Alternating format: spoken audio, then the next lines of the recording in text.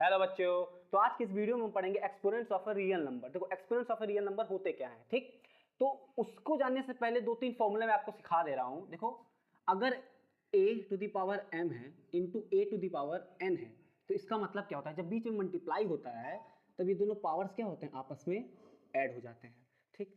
और अगर a to the power m है और a to the power n है, तो अब क्या होता है, जब ये डिवाइड में रहता है तब पावर्स क्या हो जाते हैं, आपस में माइनस हो जाते हैं। a to the power m है और ब्रैकेट के बाहर a to the power n है, तो पावर्स आपस में क्या हो जाते हैं, मल्टीप्लाई हो जाते हैं। इसका मतलब a to the power mn हो जाते हैं। क्लियर।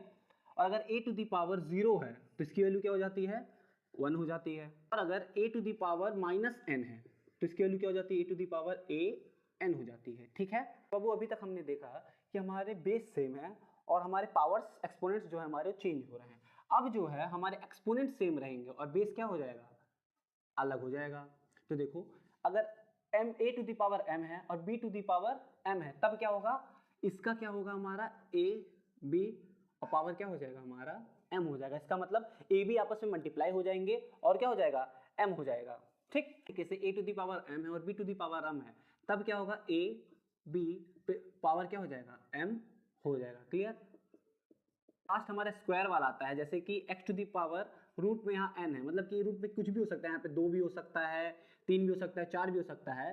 तो ये इसको हम लोग कैसे लिखेंगे, ये a के बराबर है, ठीक है। तो इसका मतलब है a का स्क्वायर जो है वो x के बराबर है, ठीक। तो ये चीजें आपको समझ आ गई। तो अब चलिए क्वेश्चन की ओर बढ़ते हैं। पहला क्वेश्चन हमारा, पहला क्वेश्चन देखो क्या है, 64 पे पावर 1/2। देखो 64 पे पावर 1/2। अब देखो 64 क्या होता है, 64 8 का स्क्वायर है। 64 किसका स्क्वायर है, 8 का स्क्वायर है। तो 8 का स्क्वायर लिखो और बाहर क्या है, 1/2 है। अब देखो ये फॉर्मूला कहाँ का है, ये फॉर्मूला हमारा है ये वाला, ठीक है। जब हमारा m है ये और बाहर n है, मतलब कि बेस सेम है, दोनों पावर्स अलग है, तो इसको हम लोग क्या करते हैं, आपस में मल्टीप्लाई कर देते हैं। तो 2 इंटू 1/2, तो 2 से 2 गया तो बचा क्या, 8 पे पावर 1। तो 8 पे पावर 1 क्या हमारा हो जाएगा, आंसर, मतलब 8 हमारा आंसर हो जाएगा। अब देखो सेकेंड क्वेश्चन देखो क्या हमारा, 125 पे क्यूब, 125 पे 1/3 है, ठीक है। तो 125 पे 1/3 है, तो लिखो 125 पे 1/3। तो 125 किसका क्या है, 125, तो 125 जो है 5 का क्यूब है, 5 का क्यूब है। मतलब कि अगर 125 अगर मैं लिखता हूँ और उसको अगर मैं 5 से काटता हूँ तो ये क्या आ जाएगा, 25 आएगा, फिर 5 से काटूंगा तो क्या आ जाएगा, 5 आएगा। तो मतलब 3 बार अगर 5 को गुणा कर रहे हैं तो हमारा 125 आएगा। तो मैं यहाँ लिखूंगा 5 पे पावर 3 और 1/3, ठीक है। तो अब यही चीज हमने सेम जो यहाँ भी पढ़ा वही यहाँ पे भी होगा। क्या होगा, 5 3 इंटू 1/3, 3 से 3 गया, आंसर हमारा क्या आ गया, 5 हमारा आंसर गया। पावर 1 मतलब कुछ नहीं होता है, वही नंबर हो जाएगा, ठीक। अब तीसरा क्वेश्चन देखो, तीसरा क्वेश्चन हमारा क्या है, 32 पे पावर 1/5 है, ठीक। अब बताओ 32 क्या होता है, तो 32 कैसे हम पता करेंगे किसका पावर है, तो इसके लिए इस पे क्या करेंगे, प्राइम फैक्टराइजेशन करो। 32 लिखो, 2 से काटो 16 आया, 2 से काटो 8 आया, 2 से काटो 4 आया, 2 से काटो 2 आया, 2 से काटो 1 आया, ठीक। तो मतलब 1 2 3 4 5, मतलब 2 को 5 बार जब हम लोग गुणा कर रहे हैं, मतलब 2 पे पावर 5 जब होता है तो क्या लिखते हैं हम लोग, 32 लिखते हैं। तो एज इट इज यहाँ पे लिखिए 2 पे पावर 5 इंटू 1/5, ठीक है। तो 2 5 इंटू 1/5 लिखोगे, 5 काटेंगे तो हमारा 2 पे पावर 1, मतलब कि 2 हमारा क्या हो जाएगा बेटा, आंसर हो जाएगा।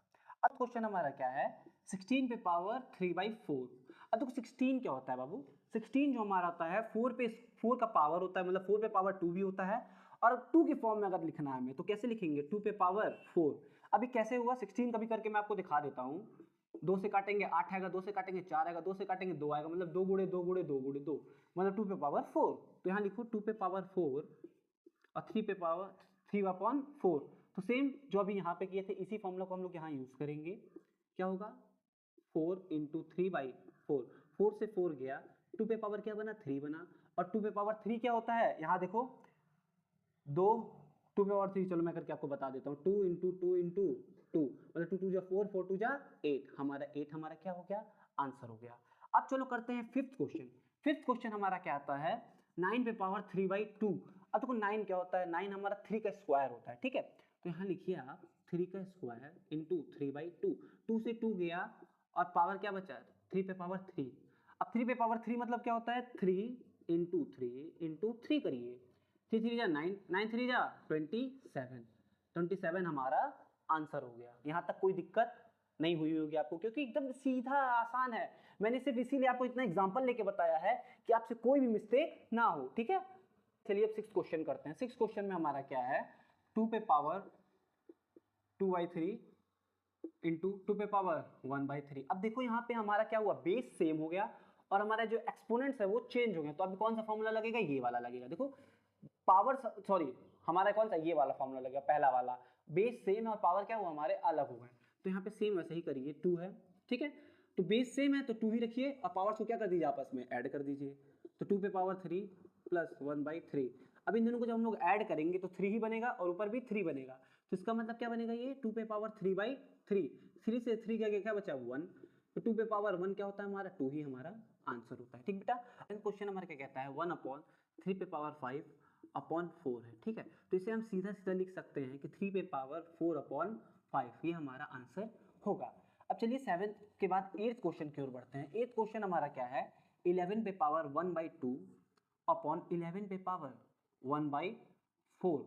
अब देखो यहाँ पे हमारे बेस जो है सेम है और हमारे जो एक्सपोनेंट्स हैं हमारे चेंज हो गए। पावर जो हमारे वो क्या, अब देखो यहाँ पे हमारे जो बेस है वो सेम है और जो पावर्स है वो चेंज है।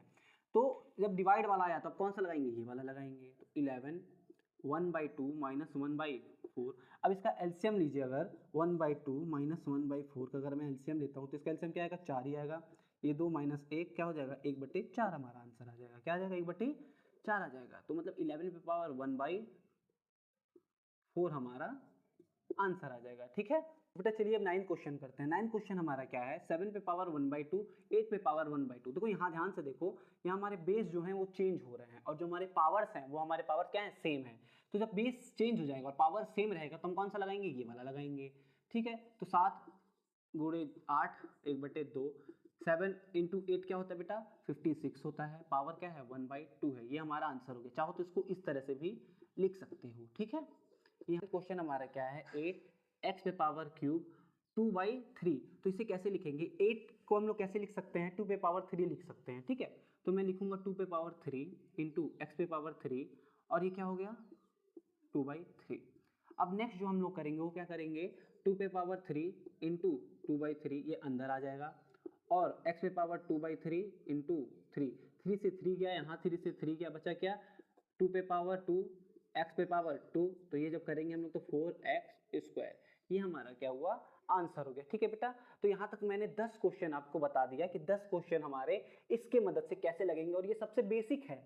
अगर आप ये पढ़ लिए हैं तो अब एनसीईआरटी का एक भी ऐसा क्वेश्चन नहीं है जो आपसे नहीं होगा। अब चलिए करते हैं थोड़े टफ क्वेश्चंस, ठीक है, जो आपके एग्जाम्स में आते हैं और आप लोग बहुत ज्यादा उसमें फंस जाते हैं। तो चलिए अब ये क्वेश्चन करते हैं जिसमें हम लोग थोड़ा देख रहे हैं कि प्रूफ दैट के फॉर्म में आया हुआ है। तो देखो इसको करना कैसे है, तो सॉल्यूशन लिखो जरा। अब यहाँ से ध्यान से देखो, इस क्वेश्चन को अगर मैं नोट करता हूँ, 2 पे पावर 30, 2 पे पावर 22, 2 पे पावर 28 और यहाँ लिखते हैं 2 पे पावर 31 प्लस 2 पे पावर इतना माइनस 2 पे पावर 20, 2 पे पावर क्या होगा 29 होगा, ठीक है। अब यहाँ ध्यान से देखो अगर, तो यहाँ पे कोई पावर सेम है, कोई भी पावर यहाँ पे सेम दिख रहा है तुम्हें, हाँ क्या दिख रहा है, ये 28 हमारा सेम है। तो यहाँ से क्या करो, 2 पे पावर 28 कॉमन ले लो। जब 2 पे पावर 28 कॉमन ले लोगे तो यहाँ क्या बचेगा, 2 पे पावर 2 बचेगा, यहाँ क्या बचेगा 2 पे पावर 1 बचेगा और ये क्या हो जाएगा 1 हो जाएगा।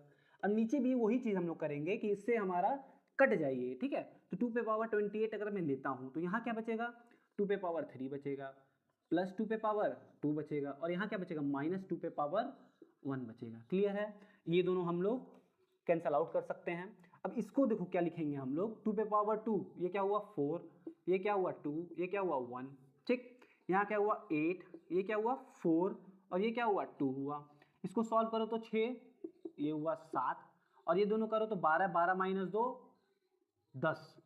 10 हमारा आंसर हो गया। तो देखो कितने आसानी से हमने क्वेश्चन को सॉल्व कर लिया है। अब चलो नेक्स्ट क्वेश्चन की ओर बढ़ते हैं। तो देखिए इस क्वेश्चन को कैसे करते हैं बेटा हम लोग। यहाँ पे देखो 9 पे पावर 1/3 दिया हुआ है, 27 पे पावर 1/2 दिया हुआ है और यहाँ पे भी सेम दिया हुआ है। तो हम लोग करते कैसे हैं, देखो यहाँ सबसे छोटा क्या है हमारा 3 है, तो 3 के फॉर्म में लिखो इसको। तो यहाँ कैसे लिखेंगे हम लोग, 3 पे पावर स्क्वायर/3, ठीक है, इसको मैंने चेंज किया है, इंटू 3 पे पावर -3/2 हो गया। अब नीचे क्या है 3 पे पावर 1/6 है और यहाँ इसको भी क्या करेंगे 3 पे पावर -2 इतना लिखेंगे, ठीक है। कोई भी प्रॉब्लम हुआ नहीं हुआ होगा। अब देखो ये मल्टीप्लाई में है तो मतलब इसको प्लस कर देंगे हम लोग, तो क्या करेंगे 3 पे पावर 2/3 सॉरी 2 पे पावर 3 माइनस 3/2, ये दोनों प्लस हो गया, प्लस था लेकिन ये माइनस की वजह से माइनस कर दिया मैंने, ठीक है। नीचे क्या लिखेंगे 3 पे पावर 1/6 माइनस 2/3 हो गया, ठीक। अब 2 और 3 का एलसीएम लेंगे तो क्या बनेगा, यहाँ पे लिख के मैं दिखाता हूँ। 2 और 3 का अगर एलसीएम लेंगे हमारा क्या बनेगा 6 बनेगा, 2 से इसको डिवाइड करेंगे 2 2 4 हुआ, ये 3 3 2 9 हुआ, तो ये क्या हुआ -5/6 हो गया। अब नीचे वाला अगर मैं सॉल्व करूंगा तो नीचे वाला क्या बनेगा हमारा 6 बनेगा और ये 1 ही रह जाएगा और ये 2 दूनी 4 हो जाएगा, मतलब क्या -3/6 हो जाएगा, मतलब 1/2 हो जाएगा, माइनस में 1/2 हो जाएगा, ठीक है। तो इसको रखो यहाँ पे 3/-5/6 और 3 पे पावर -1/2। अब देखो ये डिवाइड वाला आ गया, तो जब डिवाइड वाला आता है तो माइनस करते हैं, तो कैसे करेंगे हम लोग 3 पे पावर -5/6, अब माइनस माइनस क्या बना बेटा प्लस बना 1/2। अब इसको अलग से सॉल्व करके दिखा देता हूँ, इसको अलग से सॉल्व करेंगे तो क्या आएगा हमारा ओवरऑल पे क्या हो जाएगा 6 लिखेंगे, -5 होगा और ये +3 हो जाएगा, तो क्या बनेगा -2/6 जो कि हमारा बनता है -1/3 बनेगा, -1/3 बनेगा, तो 1/3 कैसे लिखेंगे 3 पे पावर -1/3 लिखेंगे। तो चलिए अब लास्ट क्वेश्चन करते हैं जो कि बहुत इंपॉर्टेंट क्वेश्चन है, तो ध्यान से इसको देखिएगा। हमारा कैसे हम करेंगे इसको, पहले 5 बाहर लिखो, अंदर देखो 8 पे पावर 3 1/3 है, तो 2 पे पावर 1/3 लिखेंगे, 2 3 इंटू 1/3 लिखो, ठीक है, प्लस यहाँ पे 3 पे पावर 3 है इंटू 1/3 लिखो, ठीक है, ये पावर को क्या बोलो 3 लिखो, यहाँ पे पावर 1 पावर ऊपर वहाँ पे क्या लिखोगे 1/4 लिख देंगे, ठीक। अब देखो यहाँ 5 लिखो, 3 से 3 क्या होगा कट जाएगा, 3 से 3 क्या होगा कट जाएगा, तो ये क्या बनेगा 2 पे पावर 1 बनेगा। यहाँ देखो यहाँ पे भी 3 से 3 कट जाएगा, तो 3 पे पावर 1 बनेगा और ये पावर 3 आ गया। फिर से क्या करेंगे हम लोग 1/4 पे पूरा ऊपर पावर लगा देंगे, क्लियर है।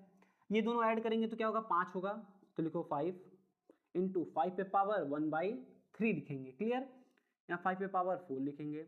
अब देखो जब इसको हम लोग गुणा करेंगे, मतलब इसको जब हम लोग गुणा करेंगे तो क्या बनेगा हमारा 5 पे पावर 4 बनेगा, क्या बनेगा 5 पे पावर 4 बनेगा, और बाहर क्या है 1/4 है, तो 4 से 4 कट जाएगा, 4 से 4 कट जाएगा, तो 5 पे पावर क्या रह जाएगा 1 रह जाएगा, ये हमारा क्या हुआ आंसर हुआ।